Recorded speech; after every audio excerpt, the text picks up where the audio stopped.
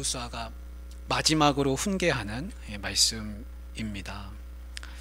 그 시작은 이렇습니다. 여호와께서 주위의 모든 원수들로부터 이스라엘을 쉬게 하신 지 오랜 후에, 그래서 이스라엘이 이제 땅을 다 분배를 했습니다. 하나님이 더 이상 여호수아에게 네가 앞장서서 싸워서는 안 된다, 먼저 땅을 분배하라 그러셨습니다. 그 땅을 다 지파별로 다 나눴습니다. 그래서 각 지파가 자기 기업을 받았습니다. 이제 여호수아가 할 일은 다 끝난 겁니다.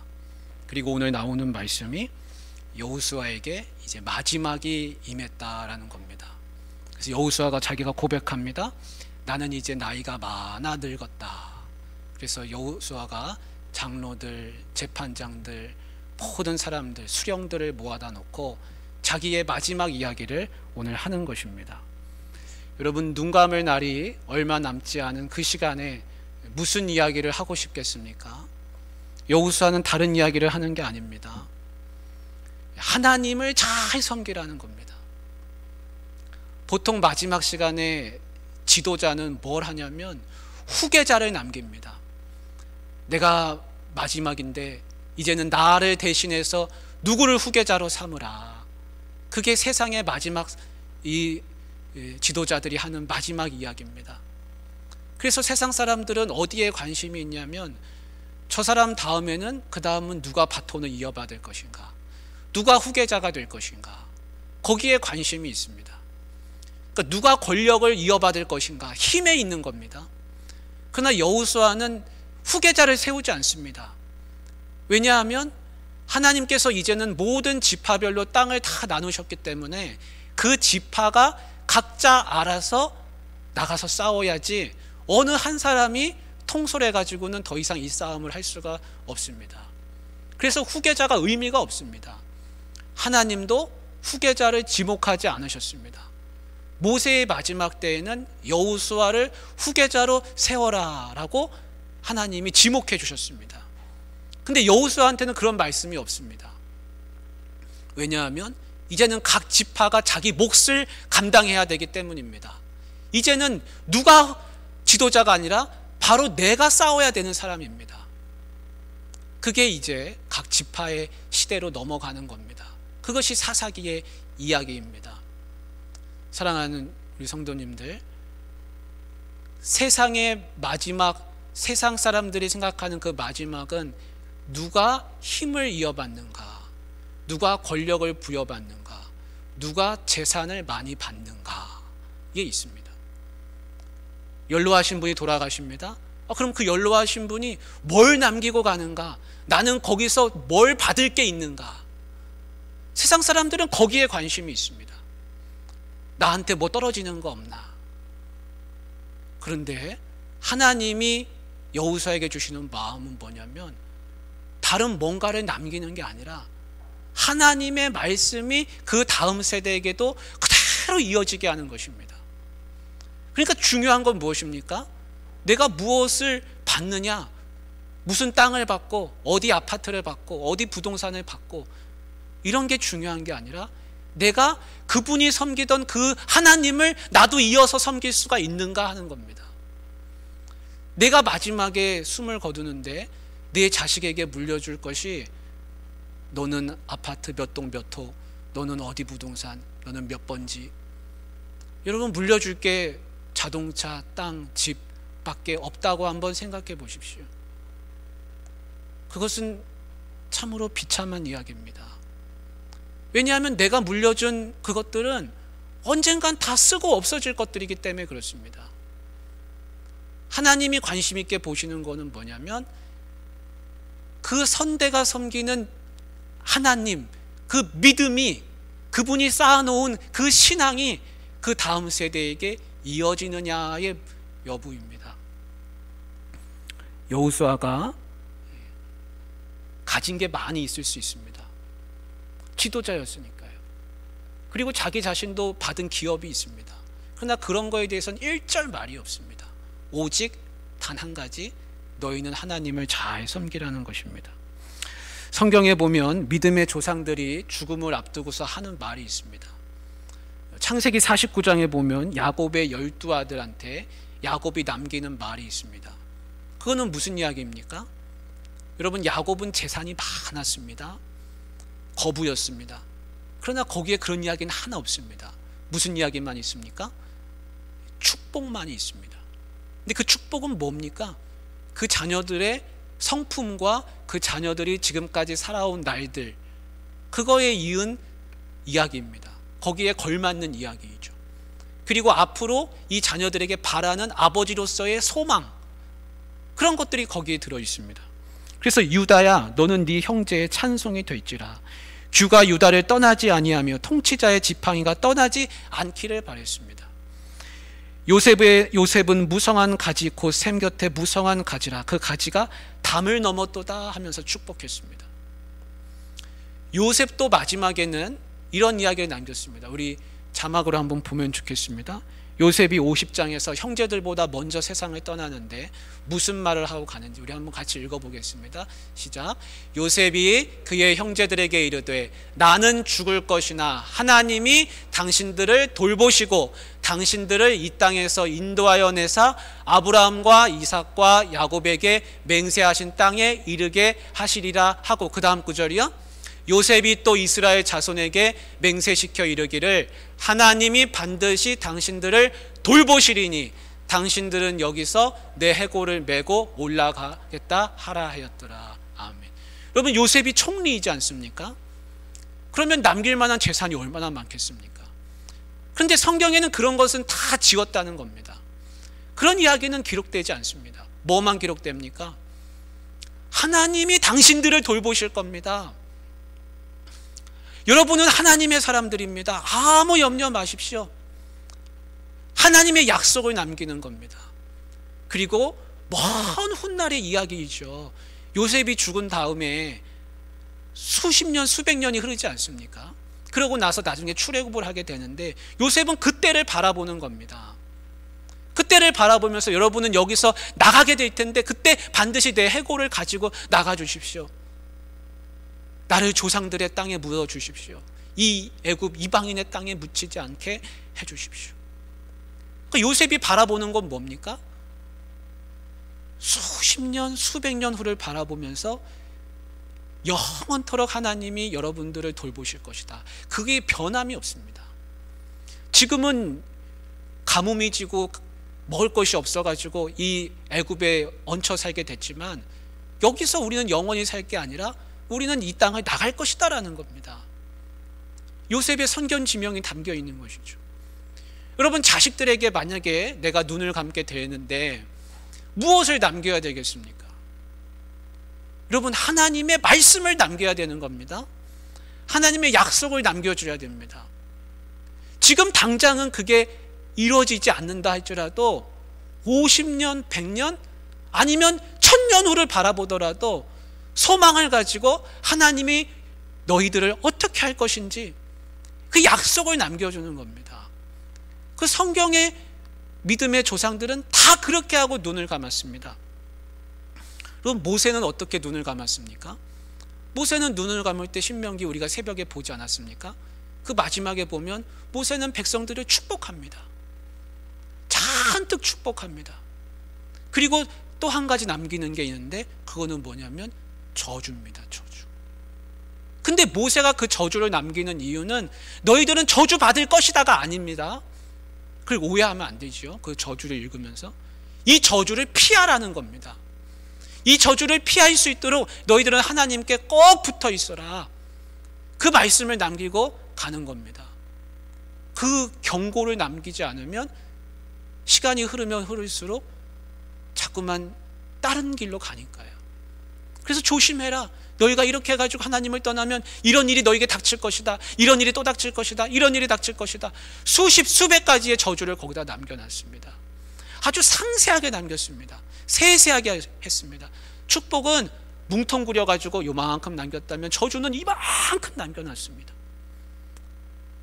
그거는 새벽에 말씀드렸던 것처럼 우리가 운전하고 갈 때 앞에 경고등이 있으면 우리가 조심하지 않습니까? 앞에 횡단보도가 있습니다. 앞에 길이 미끄럽습니다. 안개가 자주 낍니다. 여러 가지 각가지 표시등이 있습니다. 그게 없으면 안 되는 것이죠. 그 경고가 많으면 많을수록 내가 운전을 조심하고 안전하게 할 수가 있습니다. 그래서 모세는 그걸 많이 남겨놨습니다. 여러분, 우리가 언젠가는 이 여호수아가 한 것처럼, 말한 것처럼 나는 나이가 많아 늙었도다 라는 말을 누군가한테는 할 겁니다. 그리고 그 시점에서 뭔가를 남겨야 됩니다. 호랑이는 죽어서 가죽을 남기고, 예술가는 죽어서 작품을 남기고, 그리스도인은 죽어서 신앙을 남기는 겁니다. 내가 무엇을 남기고 가겠습니까? 뭘 남기고 가든지 그거는 다 없어지는 겁니다. 먼지처럼 없어집니다. 그러나 신앙을 남기면 그 아이가, 그 내 자손들이 하나님의 말씀으로 살아가는 줄 믿습니다. 여호수아가 이 절망적인 상황 앞에 있습니다. 여러분, 죽음은 절망적인 것이죠. 죽음은 끝이지 않습니까? 그러나 믿음의 조상들을 보면 죽음을 앞두고서 한 사람도 절망한 사람은 없습니다. 막 몸부림치면서 죽기 싫다고, 나 더 살아야 된다고, 그런 사람은 한 사람도 없습니다. 예전에 병원에 부탁을 받고 같이 성도하고 이제 그 병문안을 간 적이 있습니다. 저는 부교역자였으니까 이제 담임 목사님을 모시고 성도들하고 많이 해가지고 그 병실에 들어갔습니다. 그 집사님의 부탁은 뭐였냐면 자기 남편이 죽기 전에 기도를 받고 죽게 해달라는 거였습니다. 이제 마지막이 얼마 안 남은 겁니다. 갔더니 정말 눈 뜨고 같이 보기가 힘들 만큼 정말 얼굴이 정말 해골처럼 그렇게 되어 있는, 아주 삐쩍 말라가지고 배는 산만큼 나와 있고 얼굴은 다 못 드시질 못하니까 삐쩍 말라 있고, 그렇게 이제 그날을 기다리고 있는데 눈이 얼마나 크고 앞으로 튀어나왔는지, 근데 그 눈동자가 팔팔팔 떨고 있는 겁니다. 눈동자가 막 떨고 있습니다. 말은 할 수 있습니다. 근데 기도받자고 하니까 끝까지 거부하시는 겁니다. 그래서 거기서 한참을 다 같이 기다리고 있다가 그분이 기도받기를 거절해서 우리는 그 부인 집사님에게만 위로를 해드리고 나올 수밖에 없었습니다. 그게 그분의 마지막입니다. 죽음을 앞두고서 너무나 떨고 있는 그 모습이 잊혀지질 않습니다. 우리에게 그런 마지막이 있지는 않습니다. 그러나 우리도 언젠가는 이 세상을 마지막 이별하는 그 날이 분명히 있습니다. 근데 바로 그때 그 시점에서 무엇을 남기고 갈 것인가?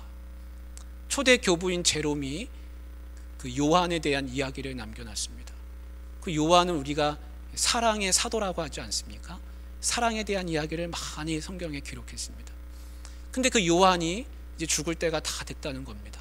그 요한을 따르는 사람들이 요한한테 마지막으로 하실 말씀이 없으십니까? 그랬더니 요한이 하는 말씀이, 하는 이야기가, 자녀들아 서로 사랑해라, 서로 사랑하여라, 그랬다는 겁니다.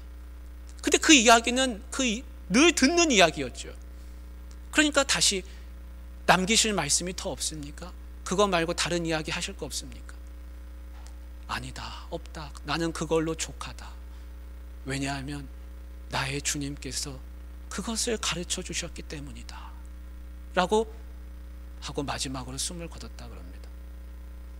여러분, 우리는 뭔가 나의 마지막 인생길에 떠나기에 앞서서 내 후손들에게 내가 남기고 싶은 그 말이 있어야 됩니다. 근데 그 말은 이 세상적인 말이어서는 결코 안 되는 것이죠. 내가 남겨야 되는 말은 뭐냐면 반드시 신앙적인 이야기여야 됩니다. 한경직 목사님은 떠나가실 때 다른 동료 목사님들한테 그랬다지 않습니까? 목사님들, 예수 잘 믿으십시오. 그게 그분의 마지막이었다 그럽니다. 여러분, 우리는 무엇을 남기고 가겠습니까? 그런데 한번 생각해 보십시오. 내가 신앙생활하면서 사는데 내 자신이 자녀들 보기에 부끄러운 모습으로 살았다고 한번 생각해 보십시오. 내가 교회를 다니긴 다니고 그리스도인이라고 명패는 붙이고 다니는데 자녀들 보기에도 우리 아버지가 어머니가 예수 믿는 거 정말 맞나? 그런 마음이 그들 마음속에 있었다고 한번 생각해 보십시오. 근데 이제 마지막에 된 겁니다. 근데 내가 마지막 순간에 예수 잘 믿어라. 여러분, 그런 말 남기기가 쉽겠습니까? 그 마지막 말은 그냥 갑자기 떠오르는 말이 아니라 내가 신앙생활하고 앞서 살면서 내 평소의 삶의 모습이 쌓이고 쌓여서 그 마지막 말이 엑기스처럼 남는 것이지 갑자기 그 말이 떠오르는 것은 아닐 거라는 것입니다. 그러니까 나는 어떻게 살아야 되겠습니까? 그 마지막에 무엇인가 정말 귀중한 그 한마디를 남기기 위해서라도 믿음으로, 신앙으로, 열심으로 발버둥치며 영적으로 승리하며 살지 않으면 안 된다는 것입니다. 내가 예수님을 믿기는 믿는데 술, 담배에 찌들어 산다든지, 아니면 성경하고는 전혀 거리가 먼 생활 습관들을 가지고 그것을 남들에게 그냥 보여주고 살고 있는데 갑자기 내가 죽음을 앞두고서 거룩한 사람으로 돌변하지는 않을 거라는 것이죠. 여호수아는 무슨 말을 남기고 있습니까? 3절에 보면은 이런 말씀이 있습니다. 지나간 과거의 일을 남깁니다. 3절 중간에 보면 이런 말씀이 있습니다. 여호와께서 너희를 위하여 이 모든 나라에 행하신 일을 너희가 다 보았거니와. 지나간 일입니다. 4절을 보십시오. 4절 끝에 내가 너희를 위하여 제비 뽑아 너희의 지파에게 기업이 되게 하였느니라. 이거는 지금 현재의 일입니다. 그래서 과거의 일을 말하고 현재의 일을 말하고 5절에는 미래의 일을 이야기합니다. 5절 끝에 보십시오. 너희의 하나님 여호와께서 너희에게 말씀하신 대로 너희가 그 땅을 차지할 것이라는 말씀입니다. 그래서 과거와 현재와 미래의 일을 세 가지를 이야기해 주고 있습니다. 하나님은 이런 하나님이셨다. 그리고 하나님은 우리에게 이런 은혜를 주셨다. 그리고 앞으로 하나님은 이렇게 하실 것이다. 이 세 가지를 과거, 현재, 미래로 나누어서 이야기해 주고 있습니다. 우리가 마지막 날 눈을 감을 때 무엇을 얘기할 수 있어야 되냐면 적어도 이 세 가지를 말해야 됩니다. 그거는 뭐냐면 하나님이 나에게 이런 은혜를 주셨단다. 내 삶의 스토리, 내 간증거리, 내가 받은 은혜, 과거에 하나님이 나를 어떻게 은혜를 주셨는지 그게 있어야 됩니다. 그리고 하나님은 지금까지 나를 어떻게 살게 하셨는지, 지금 우리의 형편을 또 이야기하는 겁니다. 그리고 마지막 한 가지는 하나님이 너희를 끝까지 돌보실 것이다. 하나님이 하실 일을 이야기하는 겁니다. 여러분, 미래는 정해져 있지 않습니다. 미래는 하나님이 우리가 어떻게 반응하느냐에 따라서 하나님이 만들어 가십니다. 미래는 하나님 손에 달려 있지요. 우리 그리스도인들이 오해하는 게 그거 아닙니까? 아니, 미래는 다 하나님이 정해 놓으셨다. 여러분, 그거는 맞는 말이기도 하지만 잘못 이해하면 틀린 말이기도 합니다. 그래서 어떤 분들은 이런 말씀을 하세요. 여러분, 전도해야 됩니다. 저분 전도해야 됩니다. 그러면은 그분의 논리가 이렇습니다. 아니, 하나님이 구원받을 자를 미리 다 정해 놓으셨으니까 저분이 구원받으실 거면은 구원받으실 거고, 내가 전도해도 저분이 구원받으실 분이 아니면 구원 못 받을 거니까 내가 굳이 전도할 필요가 있습니까? 여러분, 이거는 전혀 맞지 않는 말입니다. 하나님은 우리가 어떻게 반응하느냐에 따라서 모든 게 달라지는 겁니다. 미래는 하나님 손에 달려 있죠. 그러나 내 자손들이 어떤 믿음 신앙생활을 가지고 사느냐에 따라서 그들의 인생길이 전혀 달라질 수가 있다는 겁니다. 그래서 우리는 믿음의 조상들이 한 것처럼 마지막에 뭘 남겨야 되냐면 너희가 어떻게 살 것인지를 나에게 약속해라 하는 겁니다. 맹세해라. 그래서 믿음의 조상들은 뭐라 그랬냐면 너네 맹세해라. 하나님 잘 섬기기로 나랑 약속해라. 나는 이제 눈 감고 세상 떠나지만 너희는 살아있지 않느냐. 살아있는 날 동안, 숨쉬는 날 동안 하나님 잘 믿기로 나랑 약속하자. 맹세시켰습니다. 약속을 시켰습니다. 하나님이 어떻게 하실지 하나님의 말씀을 전했습니다. 여러분, 우리는 이 세상을 언젠가는 떠날 것인데 그 마지막 날 축복의 말씀을 전하기를 원합니다. 그리고 그 마지막 날 그들에게 정말 나처럼 내가 지금까지 믿은 하나님을 너희도 잘 믿기로 나랑 약속해달라, 그런 약속을 남기기를 원합니다. 여호수아가 마지막에 이런 말씀을 합니다. 13절, 14절, 15절입니다. 거기 보면 13절, 14절, 15절은 똑같은 방식으로 끝나는데 뭐라고 끝나냐면 아름다운 땅에서 멸하리라, 아름다운 땅에서 너희를 멸절하기까지 하실 것이라, 아름다운 땅에서 너희가 속히 멸망하리라 라는 이야기입니다. 무슨 이야기입니까? 너희가 지금까지 잘 해왔어도 앞으로 이 가나안 땅에서 너희가 하나님을 떠나면 너희는 멸망당할 것이다. 무서운 이야기를 해주고 있습니다. 여러분, 여호수아가 이 백성들이 멸망하기를 바라겠습니까? 그런 마음은 1도 없지요. 그런데 왜 이런 무서운 말을 할까요? 하나님 떠나지 말라는 겁니다. 지금까지 아무리 잘했지만 오늘까지 하나님이 이렇게 모든 싸움을 이기게 하시고 땅을 다 분배받게 하시고 이렇게 우리를 인도하시고 해주셨지만 너희가 앞으로 하나님을 떠나면 너희는 속히 멸망하리라. 무서운 이야기를 해줍니다. 하나님 떠나지 말라는 겁니다. 여러분, 우리가 가끔씩 그런 이야기 듣지 않습니까?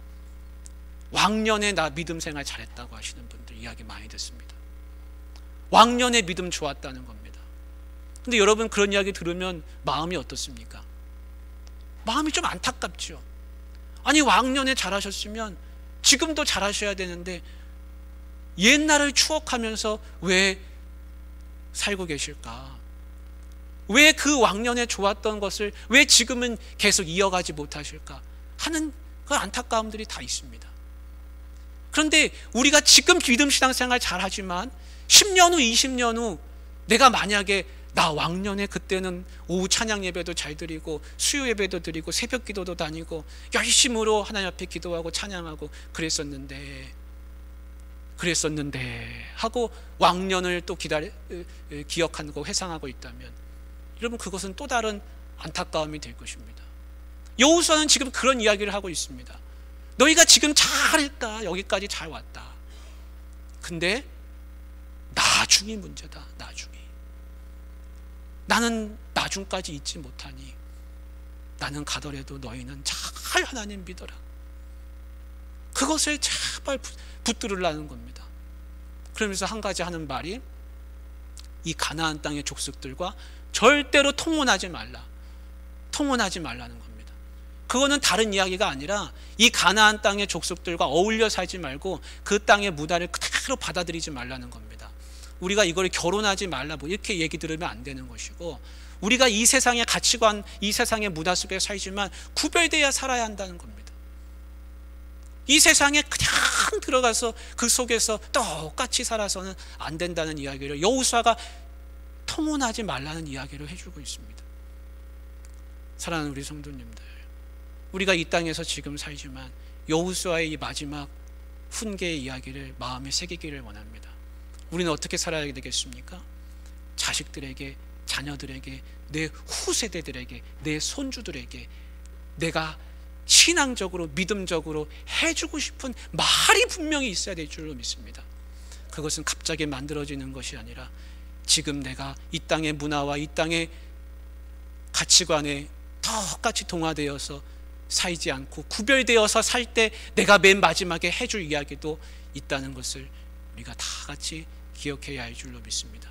우리가 이 땅에서 구별되어서 여호수아처럼 하나님 잘 믿으라는 이야기를 남길 수 있기를 주님의 이름으로 축복합니다.